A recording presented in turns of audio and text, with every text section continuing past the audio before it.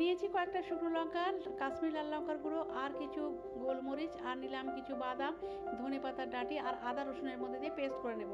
কড়াইতে সরষের তেল গরম করে গোটা গরম মশলা ফোড়ন দিয়ে চিকেনটা প্রথমে ফ্রাই করে নিচ্ছি। ভালো করে চিকেনটা ফ্রাই করে নেওয়ার পর আমি এর উপরে দিয়ে দিচ্ছি কুচিয়ে রাখা দুটো বড় সাইজের পেঁয়াজ। পেঁয়াজটা দিয়ে ভালো করে নাড়াচাড়া করে ঢাকনা দিয়ে দেবো যতক্ষণ না পেঁয়াজটা গলে যায়।